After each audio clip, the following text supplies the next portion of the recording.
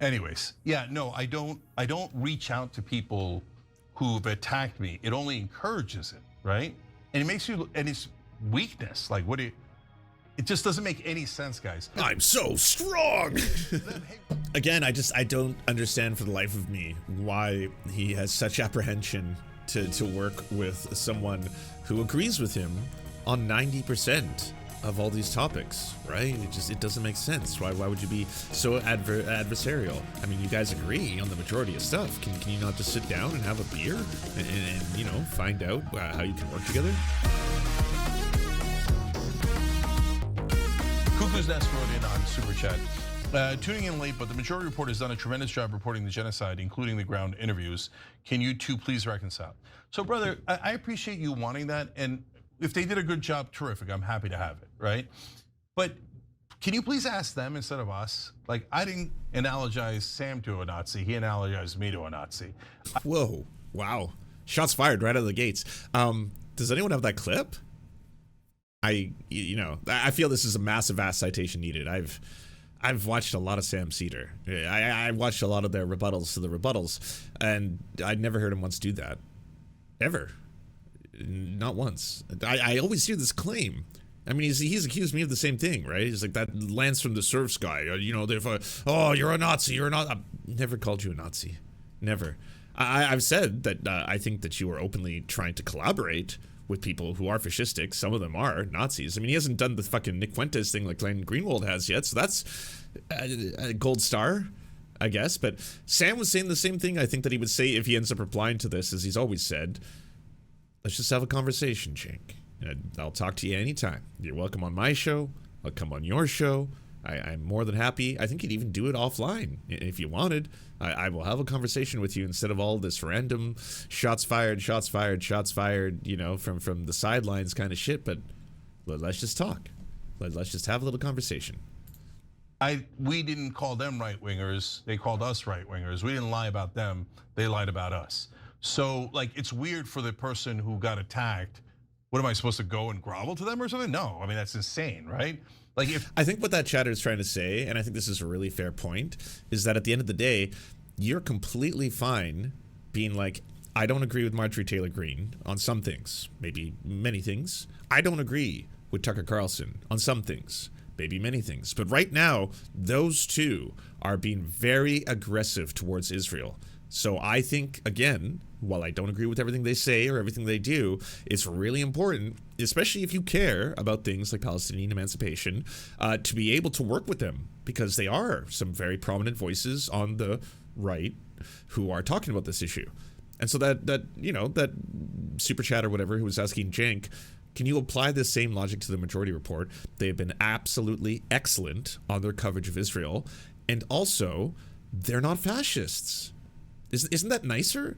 Isn't that better? Wouldn't you prefer that? You know, where it's just like, Marjorie Taylor Greene does hate trans people. Marjorie Taylor Greene does hate gay people. Marjorie Taylor Greene does hate all queer people. Also, Marjorie Taylor Greene is an actual anti-Semite. I'm not talking about the false conflation between people who criticize Zionism or people who criticize the actions of Israel with people who criticize all Jewish people. I'm talking about the fact that she actually spreads anti-Semitic conspiracy theories and has racism in her heart. Emma and Sam do not. This is such a massive advantage, is it not?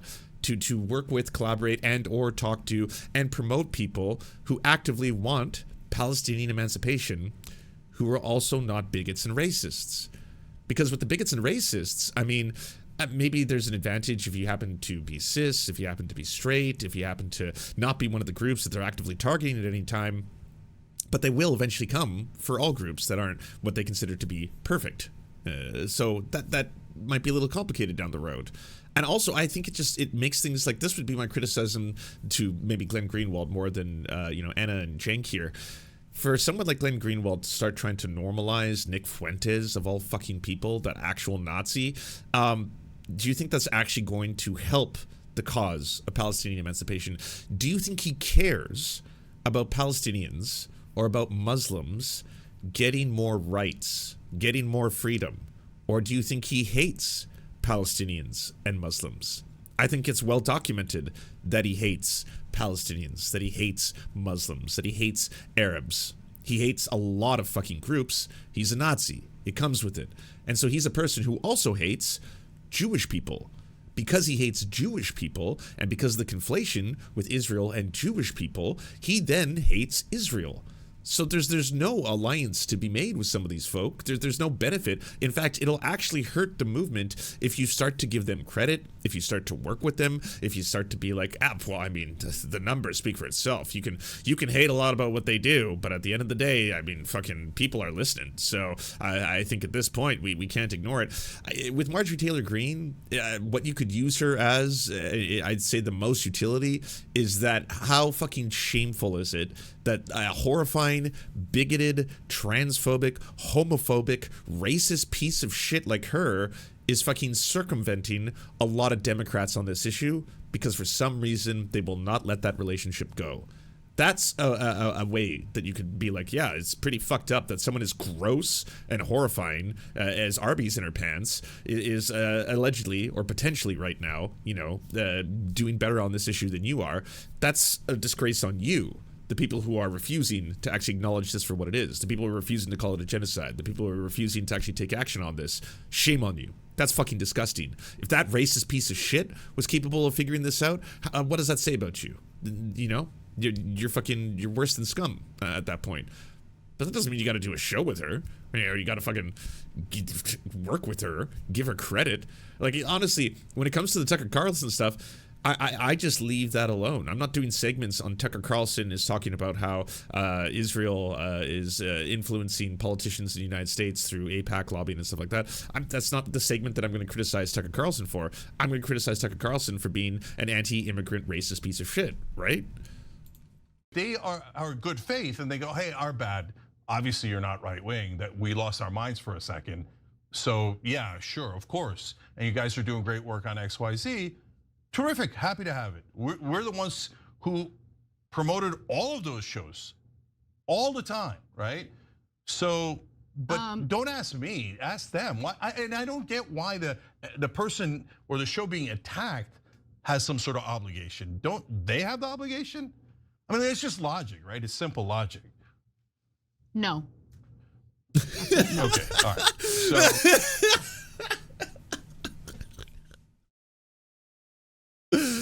I prefer Anna's answer. She's not mincing words. She's saving oxygen. She's not going into detail. She's just not wasting time. All right, like it's honest. It is absolutely honest. She's doing that thing. I'm not gonna try and do a whole song and dance here. I'm not gonna try and get you on my side or play victim or pretend like we've never attacked the Majority Report once or twice or maybe a lot or stuff like that. I'm just gonna be straight up and frank. No, that's not happening. Fuck 'em. We have new friends now. Yes. We're going to be showing you one of Anna Kasparian's new show co-hosts on her Valuetainment little PBD podcast who had some, let's just say, Stormfront takes on CNN. Pretty wild, at a time where PragerU is apparently going to be taught in American schools, and we all know the revisionist history of PragerU, especially when it encompasses topics like slavery. Well, I mean, you don't have to wait for kids to be indoctrinated and grow up. You're getting a lot of those same talking points now, mainstream on CNN. Thanks to Jillian, but we'll get to that in a second. Anyways, yeah, no, I don't reach out to people who've attacked me. It only encourages it, right? And it makes you, and it's weakness. Like, it just doesn't make any sense, guys. But on the other hand, if you're saying that, I'm so strong. Then, hey, what the hell? Why did you guys call them right wingers when that's not within a million miles of truth? That makes sense. You should ask them that. Are they still lying about it to this day? I don't know. Probably, because honestly, in my experience, they've been giant liars. So you should ask them to reconcile and apologies if they have any decency and morality and honesty. Wow. All right. Well, ball's in your court, Sam. Will you do the gibberish? Again, I don't understand for the life of me why he has such apprehension to work with someone who agrees with him on 90% of all these topics, right? It doesn't make sense. Why would you be so adversarial? I mean, you guys agree on the majority of stuff. Can you not just sit down and have a beer and you know, find out how you can work together? Just doesn't answer. I hope Sam responds. Well, you know what Sam's response will be. I don't care. That brings us to Jillian Michaels. All right, so this is not a Stormfront. This is not, you know, 4chan. This is not Nick Fuentes in the Groiper Power Hour. This happens to be CNN prime time. Have you looked at some of the things that are being reviewed? Slavery was a bad thing that was to talk about. Okay. Like, he's not whitewashing slavery. So he's not? He's not. No, okay. he's not. And you cannot tie imperialism and racism and slavery to just one race, which is pretty much what every single exhibit does. But let's talk about the fact that when you look at slavery, let's talk about the fact. I mean, slavery in America was. Do you realize that only less than 2% of white Americans owned slaves? But it was a system of white supremacy. You realize that slavery is thousands of years old? White people were Do you know the slave who owners. was the first race to try to end slavery? Now, a lot of things being said here. I used to hear them, again, coming out of the mouths of just overt white supremacists. Again, that's the places where you'd find this kind of stuff. Stormfront, you know, fucking corners of the internet, where this was the talking points of white supremacists, because what they would try to do is find little bits where they would be like, by the way, actually, I'm not sure if you know this, but white people didn't invent slavery. Actually, I'm not sure if you knew this, but black people enslaved black people in African countries and then sold them to white people. Actually, I don't know if you know this, but lots of people in the North didn't actually own slaves. Actually, and okay, wait. Hold on. We get oof, this is a big open the schools moment kind of shit, right? The reason white supremacists like to talk about these kind of points, because it tries to absolve the horrific crimes of both the North Atlantic slave trade and a white supremacist structure. So for the first one, did other nations enslave other nations? Yes. Did other nations enslave white people? Yes. Did those nations enslave white people for having white skin? No. That is a huge and crucial and important part. White people were not being rounded up for being fair-skinned. They were not being dehumanized for being fair-skinned. They were not being fucking shackled and thrown into boats and being forced to labor and work until their death and have fucking their own children be born into slavery because of the color of their skin. That's a huge difference. And the only reason you would want to try and like discount that reality is if you yourself are a white supremacist, because like, guess what? I got white skin and I don't own slaves. I never will, never have. I had to find out about this stuff growing up and learning, reading in books, and it disgusted me. So the very idea of it, if you happen to be against that, I don't feel partially responsible for the actual things that were happening in the past because I didn't exist back then. I was not in reality. I was just nothing. There's no Lance in that part of history. Maybe you could say ancestors, and we'll talk about that in a second. But when it comes to that, the North Atlantic slave trade, this one is being done both with a large capitalist incentive. It's being done on a scale internationally that had never been done before. So we're talking, again, the largest and most organized and most brutal form of slavery that's ever happened. It is being done specifically through the dehumanization of other groups. Indigenous people were attempted multiple times to be enslaved in North America. One of the big problems was they were dying a lot because, again, the colonizers, the imperialists, and conquistadors brought over a lot of diseases. So a lot of the slaves who were attempted to be enslaved through indigenous tribes and indigenous bands were dying. They started bringing over slaves from Africa who did not die at the same rates from these same infectious diseases. And so that's one of the big reasons why the North Atlantic slave trade started to bring so many people who were black to become slaves in America. Another really important part about this, when she says only 2% of white people own slaves, when you look at the countries in the South, the states in the South, it becomes much higher because that's where they were doing all of the cotton picking. That was taking place in the South. So in that case, it's about 25% of white families own slaves. When it became very, very slave-oriented states, that number goes up to 50% of white families in places like Mississippi own slaves. That's a lot of families that own slaves. The other, and this is the most important part of the entire thing, what was the consensus of the white majority at that time? Were they pro-slavery? Did they benefit from slavery? Did their families who were manufacturing textiles in the North, who were doing banking, who were profiting from all this, did they, under this structure of white supremacist slavery, benefit? Abso-fucking-lutely they did. To then try and discount all that and to be like, well, yeah, but a small amount of people who were white actually did own slaves, and white people were enslaved, and we have to talk about all of it. Are you trying to absolve yourself of the sin of slavery?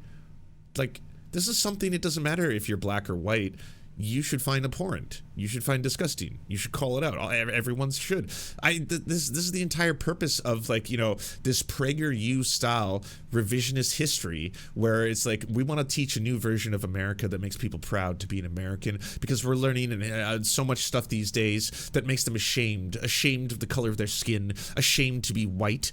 You know, we're supposed to learn that white people are some unique evil in this world, or that people who are white are inherently racist and they have racist babies and they're born into these racist systems and all this kind of stuff. It's like, you just didn't want to learn about history, or part of this history makes you upset. Did you want it to continue? Or are you sad that the fucking, you know, that your side lost the Civil War? Or are you sad that there was abolitionist movements? Like, what part of it upsets you that you'd want to revise it and tell a new version, and tell a version that everyone can get behind? We should be proud of America. All parts of it. Every part of it. Yeah. It was all good. Every single thing. Wait a second. Well, what's controversial? I'm very surprised This is that an you're trying to extraordinary litigate. exercise in historical revisionism. I'm really Historical surprised. revisionism. Do you realize that Jillian, I'm surprised that you're trying to litigate who was the beneficiary of slavery and I'm who not. was not. What I'm trying to tell you is in that the context of American history. Okay. In the context of American history, what are you saying is incorrect by saying that you it was white cannot- people oppressing black people? every single thing is like, oh, no, this is all because white people bad. And that's just not. And that's never been it. Slavery is bad. That's what learning about slavery should teach you. Why do you feel personal guilt? I don't get it. Unless you're a white supremacist, where you're like, well, I don't like these systems being called out because I want to uphold them. Because that's like an actual problem, right? That's something that does unite white supremacists, and that is something that a lot of them are like, oh shit, well, you know, maybe I got to find a justification for all this. Maybe I got to find a reason to make this all. Like, that's why you get Matt Walsh always trying to justify the genocide of indigenous people. That's why he talks so much shit about indigenous people and the superiority. This is all white supremacists, by the way. The superiority of Western cultures. This is why they always bring this shit up. Like, look, we just got to be honest, okay? Indigenous people, they were savages. They were cannibalizing each other. They were burning trees. They were at war with each other. We always talk about how they're so ideal. No, they were brutal and they were savages. And it's a good thing that we defeated them and we civilized society and we brought you roads and NyQuil and Starlink and Tesla. Now we have all these beauties and wonders. This is the glory of Western civilization, Western colonialism, Western imperialism, Western subjugation. Yeah. Oh, all right. Well, when I say that out loud, I do kind of sound like a Nazi. All right. So, okay. Let's just say that the life isn't perfect, but we should stop trying to make white people feel bad for being white. Why do we do that? It's just so unfair to white people. Why do we always try to make them feel bad for being white? And that ain't it. That, I mean, it's one of those things where if learning about slavery and learning that slavery was bad upsets you, did you want to be a plantation owner? Do you feel you missed out of the glorious days beyond? Like, what the fuck? Not the truth. Like, for example, every single exhibit, I have a list of every single one. Like, people migrated from Cuba because white people bad. Not because of Castro. Yes, no, it's in there. That's what I'm saying. You don't actually. Now, here's the danger. You know who's really to blame here? Not Jillian Michaels for being a white supremacist. That's just who she is. CNN, shame on you. Shame on you. Because you know what you've done here? This is really dangerous. You have now put all of these ideas into the ether. Now you can say, oh, well, no. We push back, right? Did you? Because in this, it seems more just like shock and awe was the strategy, and it's working. Everyone on the panel is kind of like, wait, what? We don't talk like this anymore. This is way past the Overton window. What are we doing here? She's successfully moving the Overton window. Because now, oh boy, are there going to be a lot of clips. Oh boy, are there going to be a lot of moments on the internet. Oh boys, there are already a lot of white supremacists being like, finally, someone is saying it like it is. Look at the truth bombs being dropped on mainstream media. And now the fake news can't handle the truth. It's true. White people are not the most evil people. White people are not inherently evil. No one ever said that. That is the straw man of straw people of straw thingies. Like, oh my God, no one was ever fucking saying that. It was that we should teach real fucking history. And when you learn real history, you should be like, what ramifications do these systems have in the current day? Can they explain things? Turns out they can. It's wild. That's why a lot of these fields were invented, surprise, surprise, by black people, to be able to explain why is there a disproportionate amount of poverty in black communities? Why is there a disproportionate amount of black men in prison? Why is there a disproportionate amount of black people who can't get bank loans, who own houses that are less valuable, who have different communities in America? All of this can actually be explained. That's why the entire field of sociology suddenly comes along, you know? I mean, I'm not going to be like, you should read Du Bois or anything like that, because I think we're so far past that. That doesn't matter now. All that matters is that lady who is on The Biggest Loser or something, she's actually spitting some facts. She's telling some truth. Look at that. She's on CNN. I don't ever hear this on mainstream media. You know, I hear this all the time from Nick Fuentes and shit like that, but she's telling them all that white people are not evil. And for a lot of white folk who don't have any knowledge of the subject, and it's just going to get worse because now PragerU is going to be fucking replacing PBS and stuff like that, they might sit there and be like, yeah, I'm tired of feeling like shit. Like, I feel like shit for so many reasons. I don't entirely know why, but I'm made to feel guilty just for the color of my skin. Isn't that racism? Isn't this what racism I'm told is all the time? I'm always being told, oh yeah, you're not supposed to be racist, you're not supposed to be sexist, you're supposed to be nice to these people and all this kind of fucking bullshit. But like, why am I supposed to be made like feel like a piece of shit? But now I see this woman, Jillian Michaels. She's from the podcast Keeping It Real. Yeah, she's saying that, like, why does everyone shit on white people? Huh. I never thought about that. Maybe I should look this up. What else have I been lied to about? You know what's in there. Do you know that when you walk in the Jillian, front door, what exactly, the first thing you see is the gay flag? Good job, CNN. But don't worry, I'm sure Anna Kasparian is going to call out her co-host next time they do a show together. The first thing, right? She's going to be like, by the way, I just got to say that you really misspoke. You went way too far. It's really inappropriate for you to basically bring up, again, far-right white supremacist talking points on a mainstream CNN panel as if they were something that had any validity or are worthwhile to discuss in the modern era. That was dangerous. You should probably recant them. You should probably explain the history of slavery, why you're actually distorting facts and information to try and make it seem as if there was some kind of a benevolent form of slavery, because that's just really gross to teach, and it is a form of white supremacy and all that kind of stuff. So we'll wait for that. We'll have to wait until that segment comes out.